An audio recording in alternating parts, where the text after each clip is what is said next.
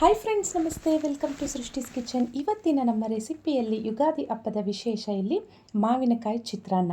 ಮಾವಿನಕಾಯಿ ಚಿತ್ರಾನ್ನ ಅಂದ್ರೇ ಬಾಯಲ್ಲಿ ನೀರು ಬರುತ್ತೆ. ಈಗ ಹೇಗಿದ್ರು ಮಾವಿನಕಾಯಿ ಸೀಸನ್ನು, ಯುಗಾದಿ ಹಬ್ಬದ ದಿನ ಎಲ್ಲರ ಮನೆಯಲ್ಲೂ ಮಾಡುವಂಥ ರೆಸಿಪಿ ಇದು. ನಾನು ಹೇಗೆ ಮಾಡೋದು ಅಂತ ನಿಮ್ಮ ಒಟ್ಟಿಗೆ ಶೇರ್ ಮಾಡ್ಕೊಳ್ತಿದ್ದೀನಿ ಇವತ್ತಿನ ದಿನ ವೀಡಿಯೋದಲ್ಲಿ.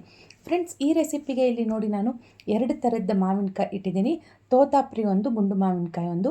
ಈ ರೀತಿ ಚಿತ್ರಾನ್ನಕ್ಕೆಲ್ಲ ಈ ರೀತಿ ಗುಂಡುಕಾಯಿ ತುಂಬ ಚೆನ್ನಾಗಿರುತ್ತೆ, ಯಾಕಂದರೆ ಸ್ವಲ್ಪ ಹುಳಿ ಬರುತ್ತೆ. ಹಾಗಾಗಿ ಈಗ ಮಾವಿನಕಾಯಿನ ಸ್ವಲ್ಪ ಚೆನ್ನಾಗಿ ವಾಶ್ ಮಾಡಿಬಿಟ್ಟು ತೊಳೆದು ಆನಂತರ ಈ ರೀತಿ ತುರಿದು ತಟ್ಟೆಗೆ ಹಾಕಿ ಇಟ್ಟಿದ್ದೀನಿ. ಒಂದು ಕಡೆ ಅನ್ನವನ್ನು ಉದ್ರುದ್ರಾಗಿ ಮಾಡಿಕೊಂಡು ರೆಡಿ ಮಾಡಿಟ್ಟಿದ್ದೀನಿ. ಈ ರೀತಿ ತಟ್ಟೆಗೆ ಹಾಕಿಟ್ಟಿದ್ದೀನಿ, ಸ್ವಲ್ಪ ಹಾರಲಿ ಅಂತ. ನೋಡಿ, ಹೊಗೆ ಬರ್ತಾ ಇದೆ. ಈಗ ನಾವು ಒಗ್ಗರಣೆಯನ್ನು ನೋಡೋಣ. ಸ್ಟವ್ ಮೇಲೆ ಒಂದು ಬಾಣಲಿ ಇಟ್ಟು 1 ಟೇಬಲ್ ಸ್ಪೂನಷ್ಟು ಎಣ್ಣೆ ಸೇರಿಸ್ಕೊಂಡು, ಎಣ್ಣೆ ಬಿಸಿ ಆದಮೇಲೆ ಇದಕ್ಕೆ ಕಡಲೆ ಬೀಜನ ಹಾಕ್ಕೊಳ್ತಾ ಇದ್ದೀನಿ. ಕಡಲೆ ಬೀಜ ಒಂದು ಸ್ವಲ್ಪ ಚೆನ್ನಾಗಿ ಎಣ್ಣೆಯಲ್ಲಿ ಈ ರೀತಿಯಾಗಿ ಹುರ್ಕೊಳ್ಳೋಣ.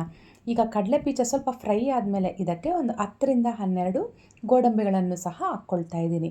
ಎರಡೂ ಅಷ್ಟೇ ಒಳ್ಳೆ ಬಣ್ಣ ಬರೋವರೆಗೂ ಇದನ್ನು ಸ್ವಲ್ಪ ಚೆನ್ನಾಗಿ ಹುರ್ಕೊಂಡು ಆನಂತರ ಇದನ್ನು ತೆಗೆದು ಪಕ್ಕಕ್ಕೆ ಇಟ್ಕೊಳ್ಳೋಣ. ಇದನ್ನು ಕೊನೆಯಲ್ಲಿ ಚಿತ್ರಾನ್ನಕ್ಕೆ ಸೇರಿಸ್ಕೊಂಡ್ರೆ ಈ ಕಡಲೆ ಬೀಜ ಅನ್ನೋದು ತುಂಬ ಕ್ರಿಸ್ಪಿಯಾಗಿ ತಿನ್ನೋವಾಗ ತುಂಬ ಅಂದರೆ ತುಂಬ ಟೇಸ್ಟಿಯಾಗಿರುತ್ತೆ. ಈಗ ಇದನ್ನು ಪಕ್ಕಕ್ಕೆ ತೆಗೆದಿಟ್ಕೊಂಡು ಪುನಃ ಬಾಣಲಿಗೆ 1 ಟೇಬಲ್ ಸ್ಪೂನಷ್ಟು ಎಣ್ಣೆ ಸೇರಿಸ್ಕೊಳ್ತಾ ಇದ್ದೀನಿ. ಎಣ್ಣೆ ಚೆನ್ನಾಗಿ ಬಿಸಿ ಆದಮೇಲೆ ಇದಕ್ಕೆ ಸಾಸಿವೆ ಹಾಗೂ ಜೀರಿಗೆಯನ್ನು ಹಾಕ್ಕೊಳ್ತಾ ಇದ್ದೀನಿ. ಸಾಸಿವೆ ಮತ್ತು ಜೀರಿಗೆ ಚೆನ್ನಾಗಿ ಚಿಟಪಟ ಅಂದಮೇಲೆ ಇದಕ್ಕೆ 1 ಸ್ಪೂನಷ್ಟು ಕಡಲೆಬೇಳೆ ಹಾಗೆಯೇ 1 ಸ್ಪೂನಷ್ಟು ಉದ್ದಿನ ಬೇಳೆಯನ್ನು ಸೇರಿಸ್ಕೊಂಡು ಇದನ್ನು ಸ್ವಲ್ಪ ಚೆನ್ನಾಗಿ ಫ್ರೈ ಮಾಡ್ಕೊಳ್ತಾ ಇದ್ದೀನಿ ಒಗ್ಗರಣೆಯಲ್ಲಿ. ಇದೆಲ್ಲ ಫ್ರೈ ಆದಮೇಲೆ ಇದಕ್ಕೆ ಒಣಮೆಣಸಿನ್ಕಾಯಿ ಒಂದು 3ರಿಂದ 4 ಈ ರೀತಿಯಾಗಿ ಕಟ್ ಮಾಡಿಟ್ಟಿರೋ ಹಾಕ್ಕೊಳ್ತಾ ಇದ್ದೀನಿ. ಈಗ ಹಸಿಮೆಣಸಿನ್ಕಾಯಿ ಒಂದು 7ರಿಂದ 8 ತೆಗೆದುಕೊಂಡಿದ್ದೀನಿ. ಒಂದು 4ರಿಂದ 5 ಎಸಳು ಬೆಳ್ಳುಳ್ಳಿನ ಈ ರೀತಿ ಜಜ್ಜಿಟ್ಕೊಂಡಿದ್ದೀನಿ. ಅದನ್ನು ಸಹ ಒಗ್ಗರಣೆಗೆ ಸೇರಿಸ್ಕೊಂಡೆ. ಇದು ಸ್ವಲ್ಪ ಹುಳಿ ಬರೋದ್ರಿಂದ ಖಾರ ಸ್ವಲ್ಪ ಹೆಚ್ಚಿಗೆ ಹಾಕಿದ್ರೂ ಏನು ಪರವಾಗಿಲ್ಲ.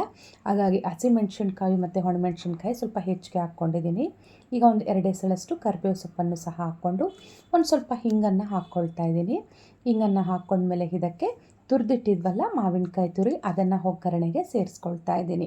ಇದು ಹುಳಿ ಬರೋದ್ರಿಂದ ಹೇಳಿದ್ದೀನಿ, ಖಾರ ಸ್ವಲ್ಪ ಹೆಚ್ಚಾಗಿ ಹಾಕಿದ್ರೂ ನಡೆಯುತ್ತೆ. ಅದಕ್ಕೆ ನಾನು ಒಣಮೆಣಸಿನ್ಕಾಯಿ ಒಂದು 4, ಹಸಿಮೆಣಸಿನ್ಕಾಯಿ ಒಂದು 8 ತೆಗೆದುಕೊಂಡಿದ್ದೀನಿ. ಈಗ ಮಾವಿನಕಾಯಿ ತುರಿ ಹಾಕಿದ್ಮೇಲೆ ಸ್ವಲ್ಪ ಚೆನ್ನಾಗಿ ಇದರಲ್ಲಿ ಫ್ರೈ ಮಾಡ್ಕೊಳ್ಳೋಣ ಒಗ್ಗರಣೆಯಲ್ಲಿ. ಇದು ಸ್ವಲ್ಪ ಚೆನ್ನಾಗಿ ಫ್ರೈ ಆದಮೇಲೆ ಇದಕ್ಕೆ ರುಚಿಗೆ ತಕ್ಕಷ್ಟು ಉಪ್ಪನ್ನು ಸಹ ನಾವು ಈ ಹಂತದಲ್ಲೇ ಸೇರಿಸ್ಕೊಳ್ಳೋಣ. ರುಚಿಗೆ ತಕ್ಕಷ್ಟು ಉಪ್ಪು ಹಾಗೆಯೇ ಒಂದು ಅರ್ಧ ಸ್ಪೂನಷ್ಟು ಅರಿಶಿನ ಪುಡಿನ ಇದಕ್ಕೆ ಸೇರಿಸ್ಕೊಂಡು ಎಲ್ಲ ಒಮ್ಮೆ ಚೆನ್ನಾಗಿ ಮಿಕ್ಸ್ ಮಾಡ್ಕೊಳ್ಳೋಣ.